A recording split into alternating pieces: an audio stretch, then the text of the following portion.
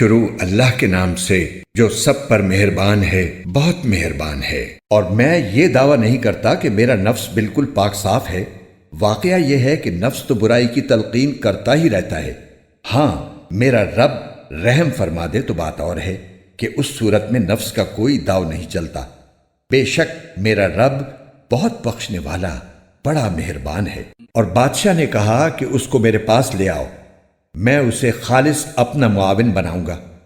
چنانچہ جب یوسف بادشاہ کے پاس آ گئے اور بادشاہ نے ان سے باتیں کی تو اس نے کہا، آج سے ہمارے پاس تمہارا بڑا مرتبہ ہوگا اور تم پر پورا بھروسہ کیا جائے گا۔ یوسف نے کہا کہ آپ مجھے ملک کے خزانوں کے انتظام پر مقرر کر دیجئے۔ یقین رکھیے کہ مجھے حفاظت کرنا خوب آتا ہے اور میں اس کام کا پورا علم رکھتا ہوں۔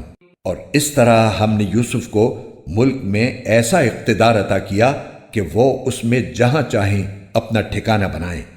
ہم اپنی رحمت جس کو چاہتے ہیں پہنچاتے ہیں اور نیک لوگوں کے اجر کو ضائع نہیں کرتے۔ اور آخرت کا جو اجر ہے وہ ان لوگوں کے لیے کہیں زیادہ بہتر ہے جو ایمان لاتے اور تقوی پر کاربند رہتے ہیں۔ اور جب قحط پڑا تو یوسف کے بھائی آئے اور ان کے پاس پہنچے تو یوسف نے انہیں پہچان لیا اور وہ یوسف کو نہیں پہچانے۔ اور جب یوسف نے ان کا سامان تیار کر دیا تو ان سے کہا کہ آئندہ اپنے باپ شریک بھائی کو بھی میرے پاس لے کر آنا۔ کیا تم یہ نہیں دیکھ رہے ہو کہ میں پیمانہ بھر بھر کر دیتا ہوں اور میں بہترین مہمان نواز بھی ہوں؟ اب اگر تم اسے لے کر نہ آئے تو میرے پاس تمہارے لیے کوئی غلہ نہیں ہوگا اور تم میرے پاس بھی نہ پھٹکنا۔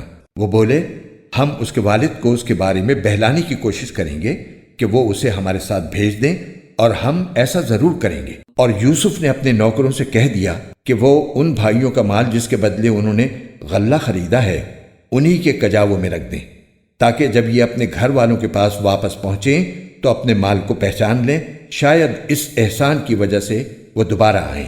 چنانچہ جب وہ اپنے والد کے پاس واپس پہنچے تو انہوں نے کہا، ابا جان، آئندہ ہمیں غلہ دینے سے انکار کر دیا گیا ہے، لہٰذا آپ ہمارے بھائی بنیامین کو ہمارے ساتھ بھیج دیجئے تاکہ ہم پھر غلہ لا سکیں، اور یقین رکھیے کہ ہم اس کی پوری پوری حفاظت کریں گے۔ والد نے کہا، کیا میں اس کے بارے میں تم پر ویسا ہی بھروسہ کروں جیسا اس کے بھائی یوسف کے بارے میں تم پر بھروسہ کیا تھا؟ خیر، اللہ سب سے بڑھ کر نگہبان ہے اور وہ سب سے بڑھ کر رحم فرمانے والا ہے۔ اور جب انہوں نے اپنا سامان کھولا تو دیکھا کہ ان کا مال بھی ان کو لوٹا دیا گیا ہے۔ وہ کہنے لگے، ابا جان، ہمیں اور کیا چاہیے؟ یہ ہمارا مال ہے جو ہمیں لوٹا دیا گیا ہے، اور اس مرتبہ ہم اپنے گھر والوں کے لیے اور غلہ لائیں گے، اپنے بھائی کی حفاظت کریں گے اور ایک اونٹ کا بوجھ زیادہ لے کر آئیں گے۔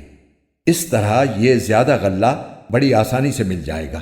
والد نے کہا، میں اس بنیامین کو تمہارے ساتھ اس وقت تک ہرگز نہیں بھیجوں گا جب تک تم اللہ کے نام پر مجھ سے یہ عہد نہ کرو کہ اسے ضرور میرے پاس واپس لے کر آؤ گے، الا یہ کہ تم واقعی بے بس ہو جاؤ۔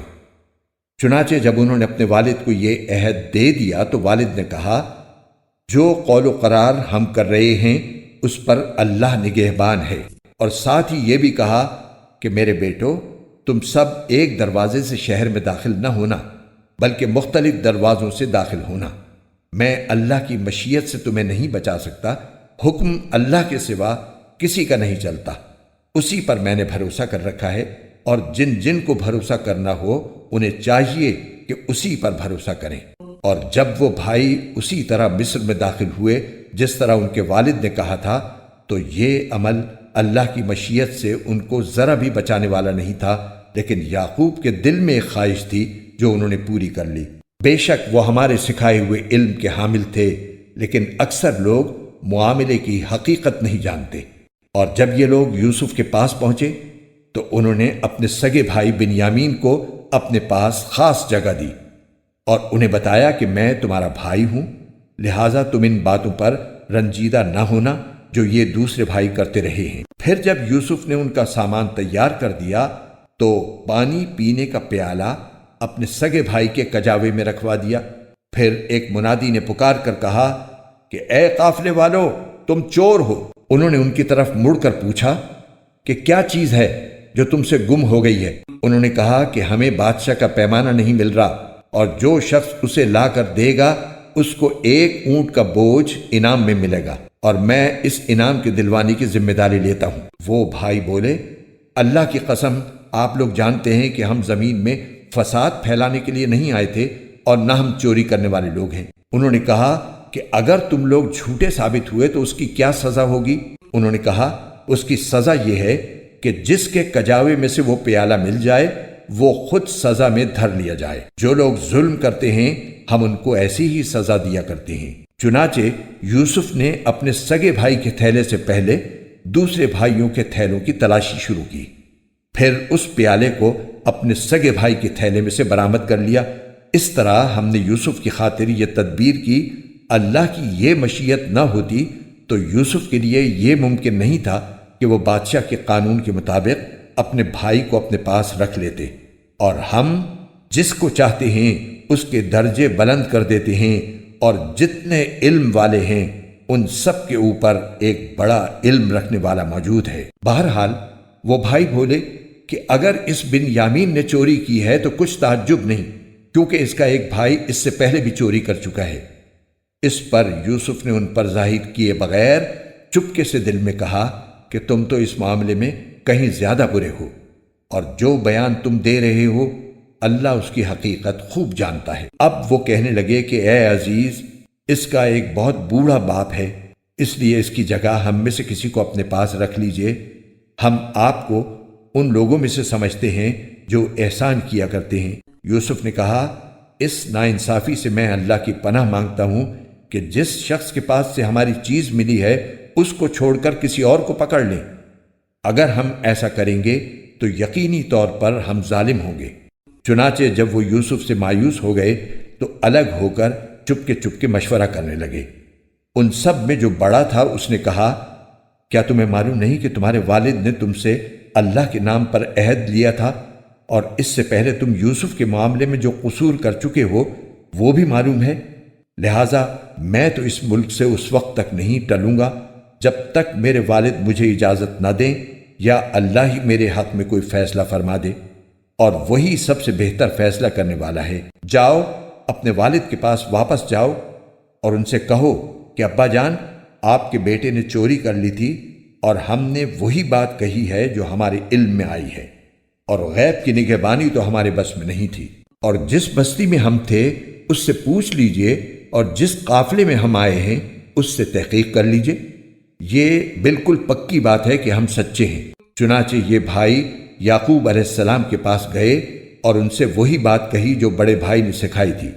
یعقوب نے یہ سن کر کہا، نہیں، بلکہ تمہارے دلوں نے اپنی طرف سے ایک بات بنا لی ہے، اب تو میرے لیے صبر ہی بہتر ہے۔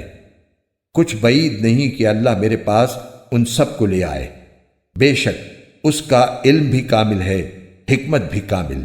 اور یہ کہہ کر انہوں نے منہ پھیر لیا اور کہنے لگے، ہائے یوسف، اور ان کی دونوں آنکھیں روتے روتے سفید پڑ گئی تھیں اور وہ دل ہی دل میں گھٹے جاتے تھے۔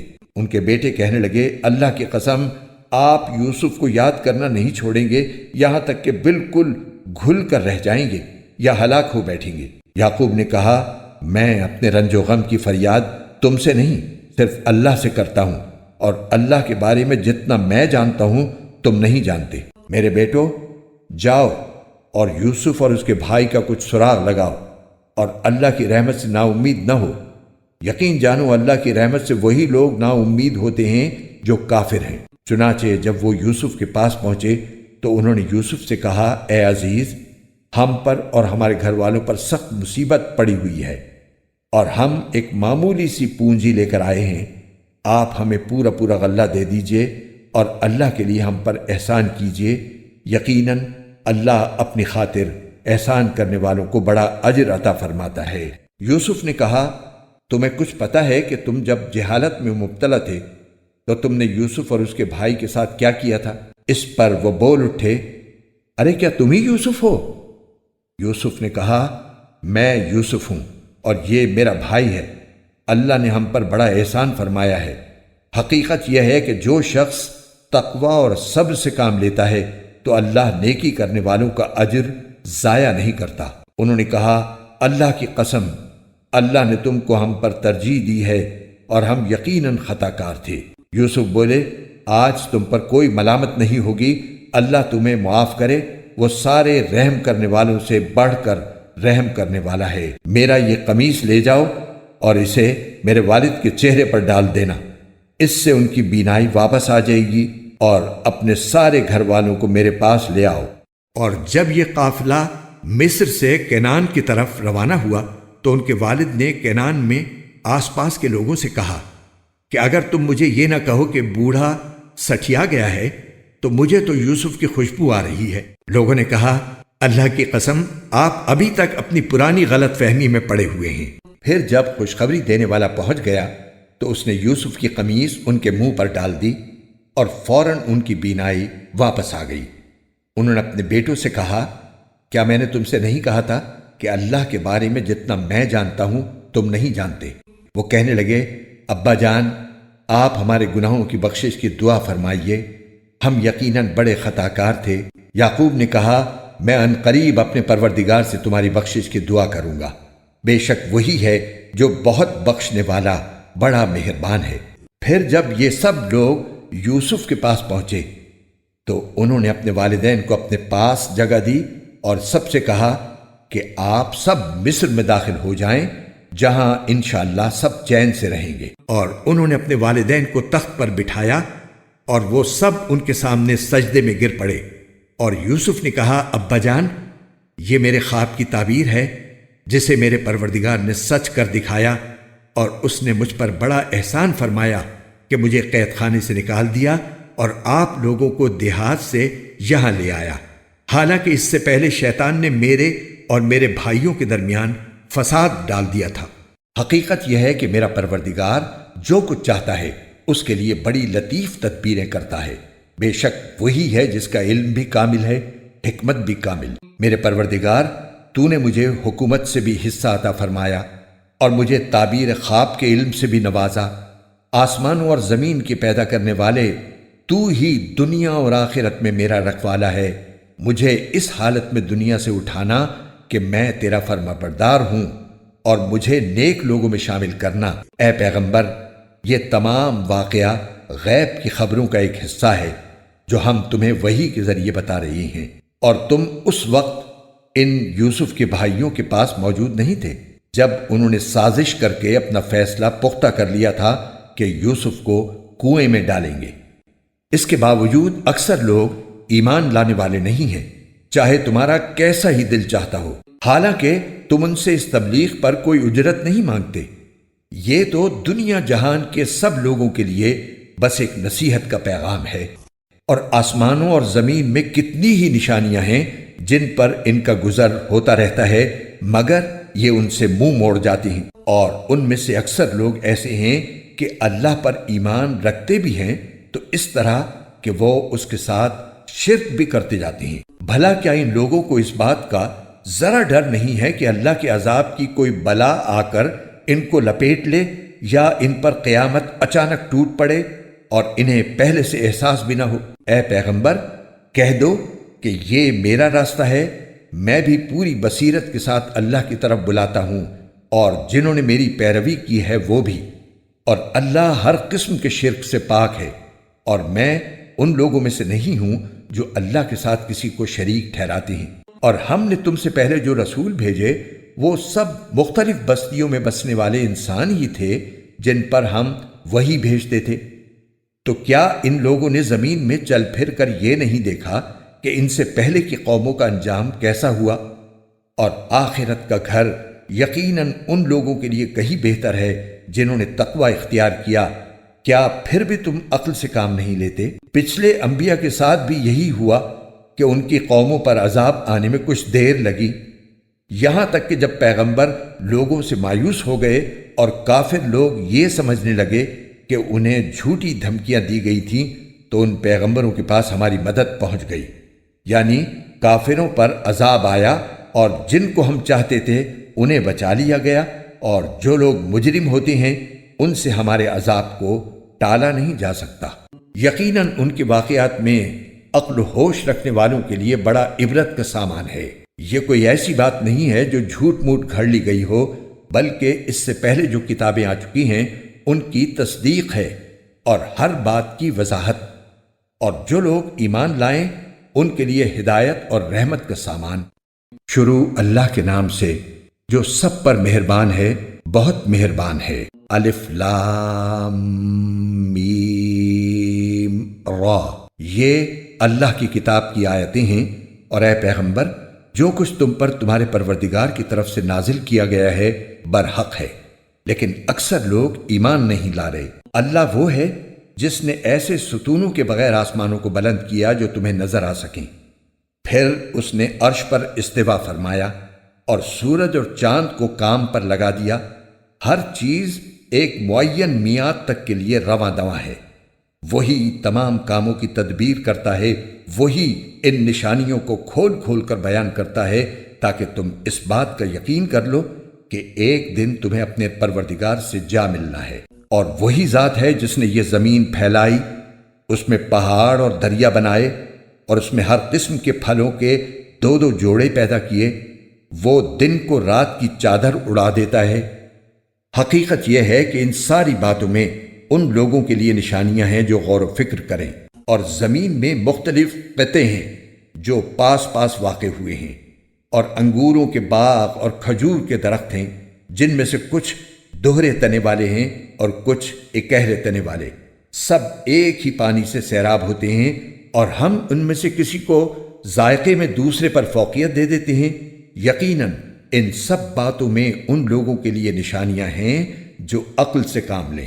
اور اگر تمہیں ان کافروں پر تعجب ہوتا ہے تو ان کا یہ کہنا واقعی عجیب ہے کہ کیا جب ہم مٹی ہو جائیں گے تو کیا سچ مچ ہم نئے سرے سے پیدا ہوں گے؟ یہ وہ لوگ ہیں جنہوں نے اپنے رب کی قدرت کا انکار کیا ہے، اور یہی وہ لوگ ہیں جن کے گلوں میں طوق پڑے ہوئے ہیں، اور وہ دوزخ کے باسی ہیں، وہ ہمیشہ اسی میں رہیں گے۔ اور یہ لوگ خوشحالی کی میعاد ختم ہونے سے پہلے بدحالی کی جلدی مچائے ہوئے ہیں، حالانکہ ان سے پہلے ایسے عذاب کے واقعات گزر چکے ہیں جس نے لوگوں کو رسوا کر ڈالا تھا۔ اور یہ حقیقت ہے کہ لوگوں کے لیے ان کی زیادتی کے باوجود تمہارے رب کی ذات ایک معاف کرنے والی ذات ہے، اور یہ بھی حقیقت ہے کہ اس کا عذاب بڑا سخت ہے۔ اور جن لوگوں نے کفر اپنا لیا ہے وہ کہتے ہیں کہ بھلا ان پر یعنی حضرت صلی اللہ علیہ وآلہ وسلم پر ان کے رب کی طرف سے کوئی معجزہ کیوں نہیں اتارا گیا؟ اے پیغمبر، بات یہ ہے کہ تم تو صرف خطرے سے ہوشیار کرنے والے ہو، اور ہر قوم کے لیے کوئی نہ کوئی ایسا شخص ہوا ہے جو ہدایت کا راستہ دکھائے۔ جس کسی مادہ کو جو حمل ہوتا ہے اللہ اس کو بھی جانتا ہے، اور ماؤں کے رحم میں جو کوئی کمی بیشی ہوتی ہے اس کو بھی، اور ہر چیز کا اس کے ہاں ایک اندازہ مقرر ہے۔ وہ غائب و حاضر تمام باتوں کا جاننے والا ہے۔ اس کی ذات بہت بڑی ہے، اس کی شان بہت اونچی۔ تم میں سے کوئی چپکے سے بات کرے یا زور سے، کوئی رات کے وقت چھپا ہوا ہو یا دن کے وقت چل پھر رہا ہو، وہ سب اللہ کے علم کے لحاظ سے برابر ہیں۔ ہر شخص کے آگے اور پیچھے وہ نگراں فرشتے مقرر ہیں جو اللہ کے حکم سے باری باری اس کی حفاظت کرتے ہیں۔ یقین جانو کہ اللہ کسی قوم کی حالت اس وقت تک نہیں بدلتا جب تک وہ خود اپنے حالات میں تبدیلی نہ لے آئے، اور جب اللہ کسی قوم پر کوئی آفت لانے کا ارادہ کر لیتا ہے تو اس کا ٹالنا ممکن نہیں، اور ایسے لوگوں کا خود اس کے سوا کوئی رکھوالا نہیں ہو سکتا۔ وہی ہے جو تمہیں بجلی کی چمک دکھلاتا ہے جس سے تمہیں اس کے گرنے کا ڈر بھی لگتا ہے اور بارش کی امید بھی بنتی ہے، اور وہی پانی سے لدے ہوئے بادل اٹھاتا ہے، اور بادلوں کی گرج اسی کی تسبیح اور حمد کرتی ہے، اور اسی کے روب سے فرشتے بھی تسبیح میں لگے ہوئے ہیں، اور وہی کڑکتی ہوئی بجلیاں بھیجتا ہے، پھر جس پر چاہتا ہے انہیں مصیبت بنا کر گرا دیتا ہے۔ اور ان کافروں کا حال یہ ہے کہ یہ اللہ ہی کے بارے میں بحثیں کر رہے ہیں، حالانکہ اس کی طاقت بڑی زبردست ہے۔ وہی ہے جس سے دعا کرنا برحق ہے، اور اس کو چھوڑ کر یہ لوگ جن دیوتاؤں کو پکارتے ہیں وہ ان کی دعاؤں کا کوئی جواب نہیں دیتے۔ البتہ ان کی مثال اس شخص کی سی ہے جو پانی کی طرف اپنے دونوں ہاتھ پھیلا کر یہ چاہے کہ پانی خود اس کے منہ تک پہنچ جائے، حالانکہ وہ کبھی خود منہ تک نہیں پہنچ سکتا۔ اور بتوں سے کافروں کے دعا کرنے کا نتیجہ اس کے سوا کچھ نہیں کہ وہ بھٹکتی ہی پھرتی رہے۔ اور وہ اللہ ہی ہے جس کو آسمانوں اور زمین کی ساری مخلوقات سجدہ کرتی ہیں، کچھ خوشی سے، کچھ مجبوری سے، اور ان کے سائے بھی صبح و شام اس کے آگے سجدہ ریز ہوتے ہیں۔ آیت سجدہ۔ اے پیغمبر، ان کافروں سے کہو کہ وہ کون ہے جو آسمانوں اور زمین کی پرورش کرتا ہے؟ کہو کہ وہ اللہ ہے۔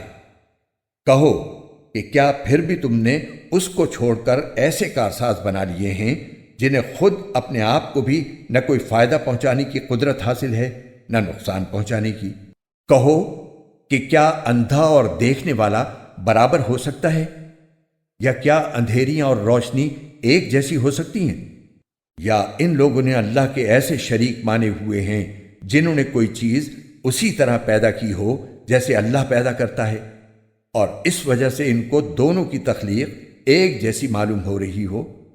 اگر کوئی اس غلط فہمی میں مبتلا ہے تو اس سے کہہ دو کہ صرف اللہ ہر چیز کا خالق ہے، اور وہ تنہا ہی ایسا ہے کہ اس کا اقتدار سب پر حاوی ہے۔ اسی نے آسمان سے پانی برسایا جس سے ندی نالے اپنی اپنی بساط کے مطابق بہہ پڑے، پھر پانی کے ریلے نے پھولے ہوئے جھاگ کو اوپر اٹھا لیا، اور اسی قسم کا جھاگ اس وقت بھی اٹھتا ہے جب لوگ زیور یا برتن بنانے کے لیے دھاتوں کو آگ پر تپاتے ہیں۔ اللہ حق اور باطل کی مثال اسی طرح بیان کر رہا ہے کہ دونوں قسم کا جو جھاگ ہوتا ہے وہ تو باہر گر کر ضائع ہو جاتا ہے، لیکن وہ چیز جو لوگوں کے لیے فائدہ مند ہوتی ہے وہ زمین میں ٹھہر جاتی ہے۔ اسی قسم کی تمثیلیں ہیں جو اللہ بیان کرتا ہے۔ بھلائی انہی لوگوں کے حصے میں ہے جنہوں نے اپنے رب کا کہنا مانا ہے، اور جنہوں نے اس کا کہنا نہیں مانا، اگر ان کے پاس دنیا بھر کی ساری چیزیں بھی ہوں گی بلکہ اتنی ہی اور بھی، تو وہ قیامت کے دن اپنی جان بچانے کے لیے وہ سب کچھ دینے کو تیار ہو جائیں گے۔ ان لوگوں کے حصے میں بری طرح کا حساب ہے، اور ان کا ٹھکانہ جہنم ہے، اور وہ بہت برا ٹھکانہ ہے۔ جو شخص یہ یقین رکھتا ہو کہ تم پر تمہارے پروردگار کی طرف سے جو کچھ نازل ہوا ہے برحق ہے، بھلا وہ اس جیسا کیسے ہو سکتا ہے جو بالکل اندھا ہو؟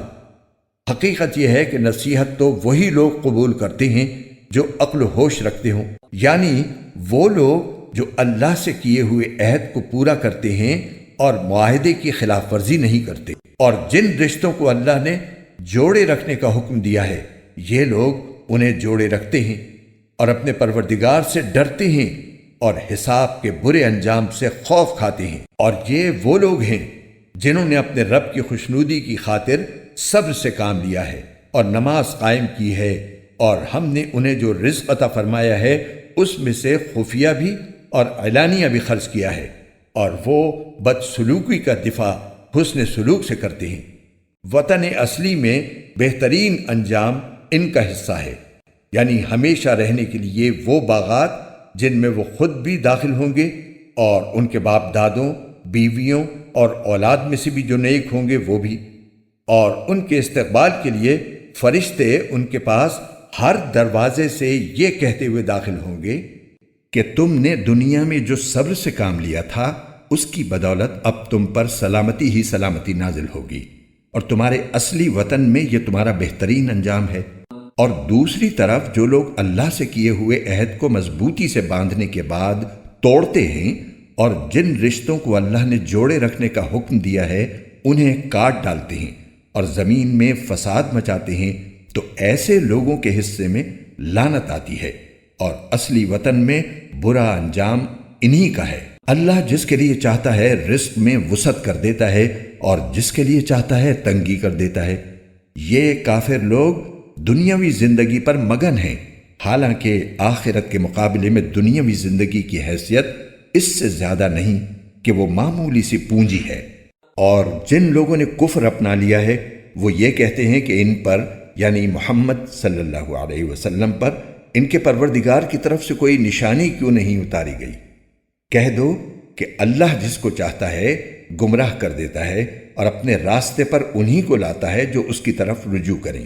یہ وہ لوگ ہیں جو ایمان لائے ہیں اور جن کے دل اللہ کے ذکر سے اطمینان حاصل کرتے ہیں۔ یاد رکھو کہ صرف اللہ کا ذکر ہی وہ چیز ہے جس سے دلوں کو اطمینان نصیب ہوتا ہے۔ غرض جو لوگ ایمان لائے ہیں اور جنہوں نے نیک عمل کیے ہیں ان کے حصے میں خوشحالی بھی ہے اور بہترین انجام بھی۔ اے پیغمبر، جس طرح دوسرے رسول بھیجے گئے تھے اسی طرح ہم نے تمہیں ایک ایسی امت میں رسول بنا کر بھیجا ہے جس سے پہلی بہت سی امتیں گزر چکی ہیں، تاکہ تم ان کے سامنے وہ کتاب پڑھ کر سنا دو جو ہم نے وحی کے ذریعے تم پر نازل کی ہے، اور یہ لوگ اس ذات کی ناشکری کر رہے ہیں جو سب پر مہربان ہے۔ کہہ دو کہ وہ میرا پالنے والا ہے، اس کے سوا کوئی عبادت کے لائق نہیں ہے، اسی پر میں نے بھروسہ کر رکھا ہے اور اسی کی طرف مجھے لوٹ کر جانا ہے۔ اور اگر کوئی قرآن ایسا بھی اترتا جس کے ذریعے پہاڑ اپنی جگہ سے ہٹا دیے جاتے یا اس کی بدولت زمین شق کر دی جاتی اور اس سے دریا نکل پڑتے یا اس کے نتیجے میں مردوں سے بات کر لی جاتی، تب بھی یہ لوگ ایمان نہ لاتے۔ حقیقت تو یہ ہے کہ تمام تر اختیار اللہ کا ہے۔ کیا پھر بھی ایمان والوں نے یہ سوچ کر اپنا ذہن فارغ نہیں کیا کہ اگر اللہ چاہتا تو سارے ہی انسانوں کو زبردستی راہ پہ لے آتا؟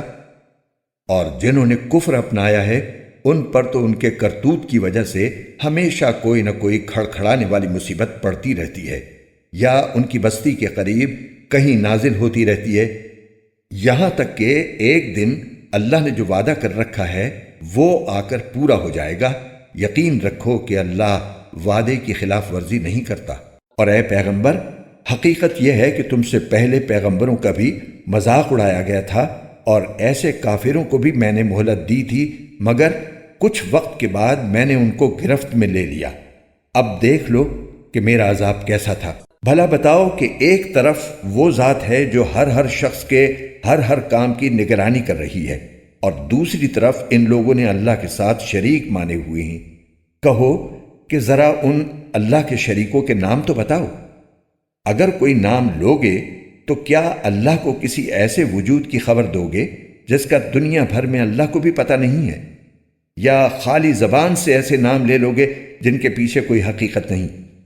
حقیقت تو یہ ہے کہ ان کافروں کو اپنی مکارانہ باتیں بڑی خوبصورت لگتی ہیں، اور اس طرح ان کی ہدایت کے راستے میں رکاوٹ پیدا ہو گئی ہے، اور جسے اللہ گمراہی میں پڑا رہنے دے اسے کوئی راہ پر لانے والا میسر نہیں آ سکتا۔ ایسے لوگوں کے لیے دنیاوی زندگی میں بھی عذاب ہے، اور یقیناً آخرت کا عذاب کہیں زیادہ بھاری ہوگا، اور کوئی نہیں ہے جو انہیں اللہ کے عذاب سے بچا سکے۔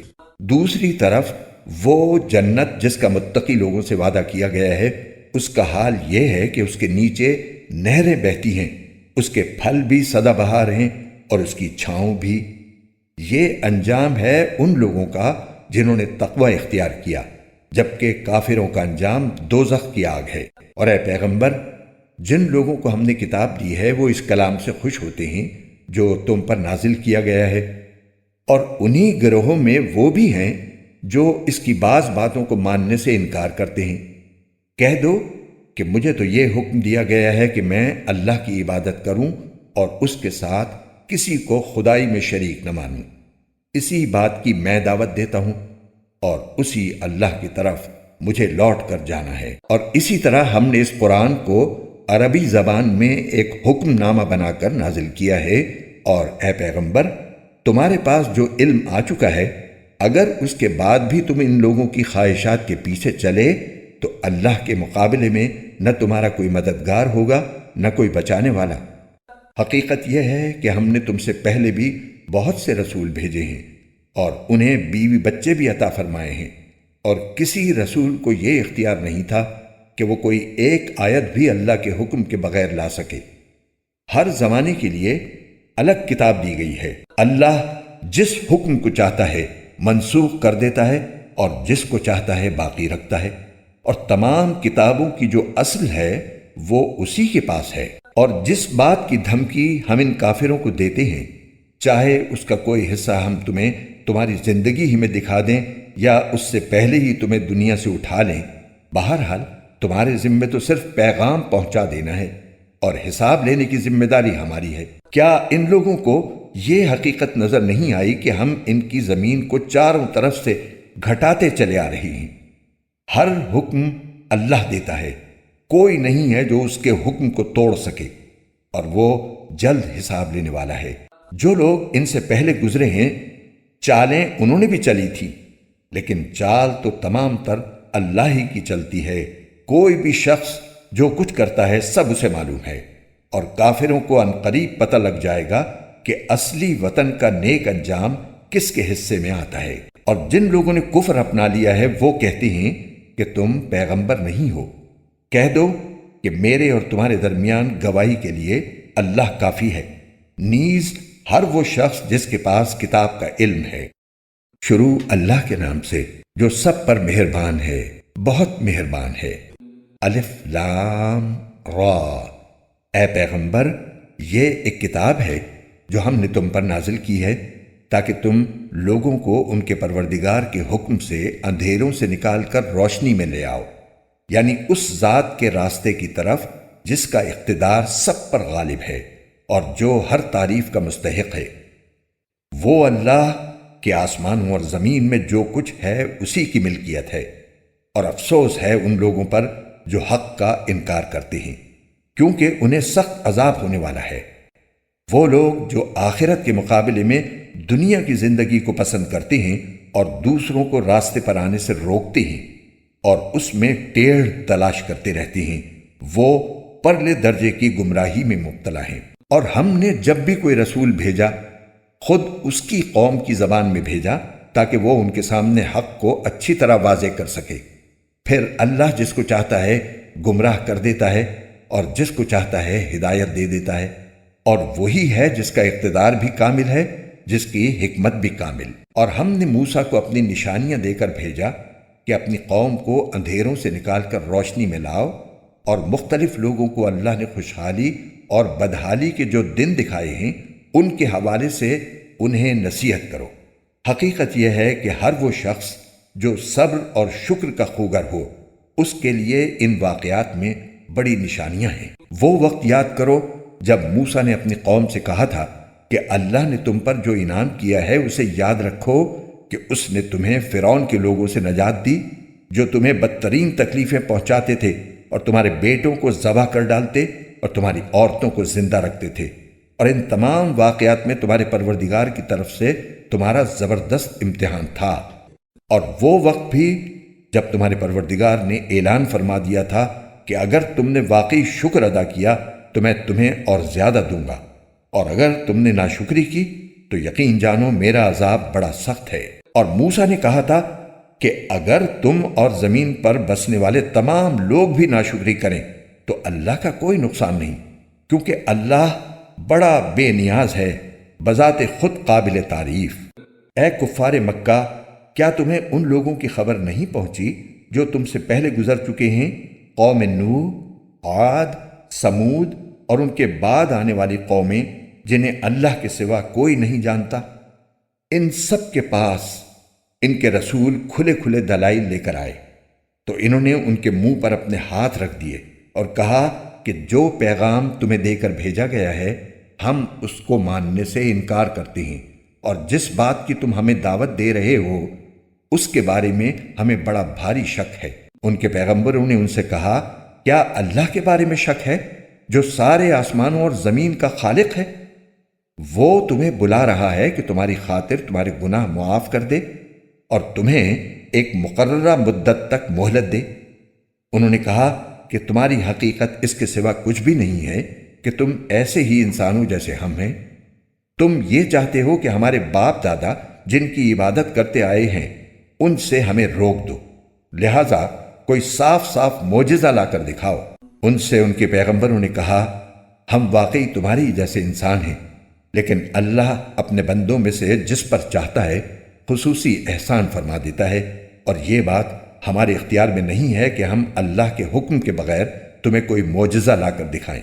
اور مومنوں کو صرف اللہ پر بھروسہ رکھنا چاہیے۔ اور آخر ہم کیوں اللہ پر بھروسہ نہ رکھیں جبکہ اس نے ہمیں ان راستوں کی ہدایت دے دی ہے جن پر ہمیں چلنا ہے، اور تم نے ہمیں جو تکلیفیں پہنچائی ہیں ان پر ہم یقیناً صبر کریں گے۔ اور جن لوگوں کو بھروسہ رکھنا ہو انہیں اللہ ہی پر بھروسہ رکھنا چاہیے۔ اور جن لوگوں نے کفر اپنا لیا تھا انہوں نے اپنے پیغمبروں سے کہا کہ ہم تمہیں اپنی سرزمین سے نکال کر رہیں گے، ورنہ تمہیں ہمارے دین میں واپس آنا پڑے گا۔ چنانچہ ان کے پروردگار نے ان پر وحی بھیجی کہ یقین رکھو ہم ان ظالموں کو ہلاک کر دیں گے اور ان کے بعد یقیناً تمہیں زمین میں بسائیں گے۔ یہ ہے ہر اس شخص کا صلہ جو میرے سامنے کھڑا ہونے کا خوف رکھتا اور میری وعید سے ڈرتا ہو۔ اور ان کافروں نے خود فیصلہ مانگا اور نتیجہ یہ ہوا کہ ہر ڈینگے مارنے والا ہٹ دھرم نامراد ہو کر رہا۔ اس کے آگے جہنم ہے اور وہاں اسے پیپ کا پانی پلایا جائے گا۔ وہ اسے گھونٹ گھونٹ کر کے پیے گا اور اسے ایسا محسوس ہوگا کہ وہ اسے حلق سے اتار نہیں سکے گا۔ موت اس پر ہر طرف سے آ رہی ہوگی مگر وہ مرے گا نہیں، اور اس کے آگے ہمیشہ ایک اور سخت عذاب موجود ہوگا۔ جن لوگوں نے اپنے رب کے ساتھ کفر کی روش اختیار کی ہے، ان کی حالت یہ ہے کہ ان کے اعمال اس راکھ کی طرح ہیں جسے آندھی طوفان والے دن میں ہوا تیزی سے اڑا لے جائے۔ انہوں نے جو کچھ کمائی کی ہوگی اس میں سے کچھ ان کے ہاتھ نہیں آئے گا۔ یہی تو پرلے درجے کی گمراہی ہے۔ کیا تمہیں یہ بات نظر نہیں آتی کہ اللہ نے آسمانوں اور زمین کو برحق مقصد سے پیدا کیا ہے؟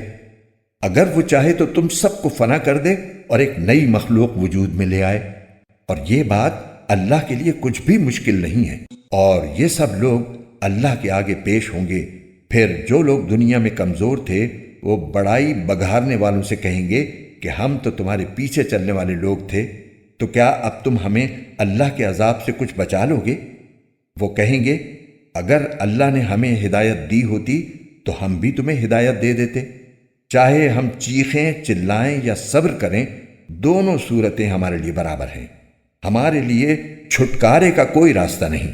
اور جب ہر بات کا فیصلہ ہو جائے گا تو شیطان اپنے ماننے والوں سے کہے گا حقیقت یہ ہے کہ اللہ نے تم سے سچا وعدہ کیا تھا اور میں نے تم سے وعدہ کیا تو اس کی خلاف ورزی کی، اور مجھے تم پر اس سے زیادہ کوئی اختیار حاصل نہیں تھا کہ میں نے تمہیں اللہ کی نافرمانی کی دعوت دی تو تم نے میری بات مان لی۔ لہٰذا اب مجھے ملامت نہ کرو بلکہ خود اپنے آپ کو ملامت کرو۔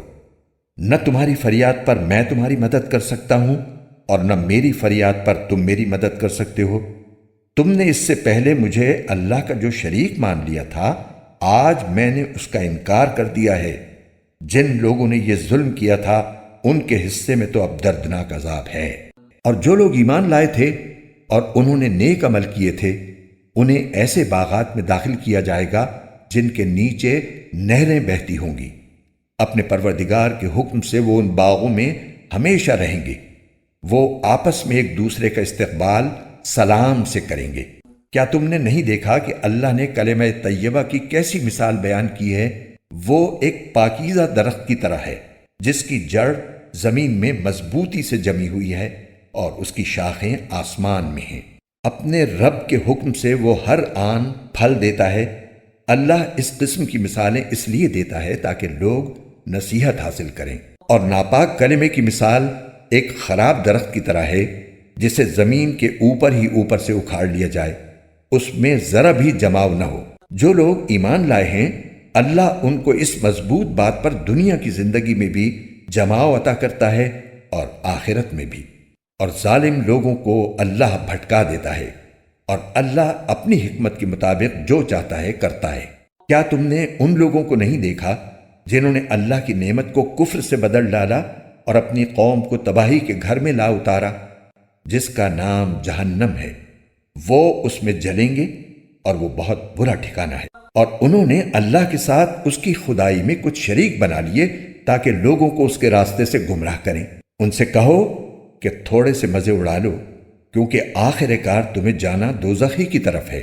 میرے جو بندے ایمان لائے ہیں ان سے کہہ دو کہ وہ نماز قائم کریں، اور ہم نے ان کو جو رزق دیا ہے اس میں سے پوشیدہ طور پر بھی اور اعلانیہ بھی نیکی کے کاموں میں خرچ کریں، اور یہ کام اس دن کے آنے سے پہلے پہلے کر لیں جس میں نہ کوئی خرید و فروخت ہوگی نہ کوئی دوستی کام آئے گی۔ اللہ وہ ہے جس نے آسمانوں اور زمین کو پیدا کیا اور آسمان سے پانی برسایا، پھر اس کے ذریعے تمہارے رزق کے لیے پھل اگائے، اور کشتیوں کو تمہارے لیے رام کر دیا تاکہ وہ اس کے حکم سے سمندر میں چلیں۔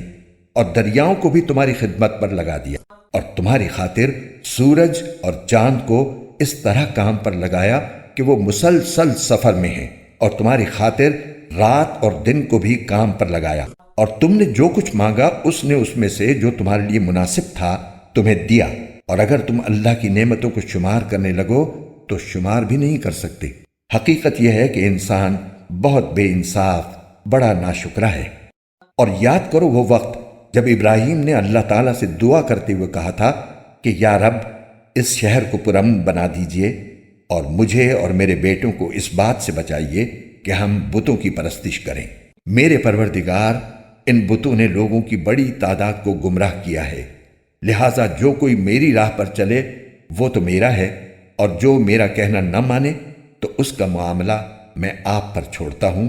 آپ بہت بخشنے والے، بڑے مہربان ہیں۔ اے ہمارے پروردگار، میں نے اپنی کچھ اولاد کو آپ کے حرمت والے گھر کے پاس ایک ایسی وادی میں لا بسایا ہے جس میں کوئی کھیتی نہیں ہوتی۔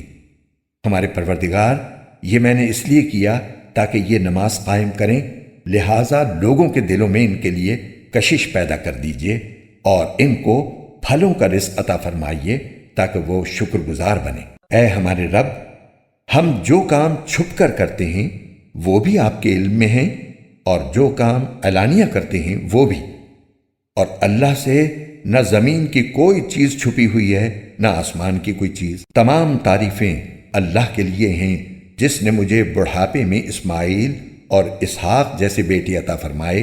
بے شک میرا رب بڑا دعائیں سننے والا ہے۔ یا رب، مجھے بھی نماز قائم کرنے والا بنا دیجئے، اور میری اولاد میں سے بھی ایسے لوگ پیدا فرمائیے جو نماز قائم کریں۔ اے ہمارے پروردگار، اور میری دعا قبول فرما لیجئے۔ اے ہمارے پروردگار، جس دن حساب قائم ہوگا اس دن میری بھی مغفرت فرمائیے، میرے والدین کی بھی اور ان سب کی بھی جو ایمان رکھتے ہیں۔ اور یہ ہرگز نہ سمجھنا کہ جو کچھ یہ ظالم کر رہے ہیں اللہ اس سے غافل ہے۔ وہ تو ان لوگوں کو اس دن تک کے لیے مہلت دے رہا ہے جس میں آنکھیں پھٹی کی پھٹی رہ جائیں گی۔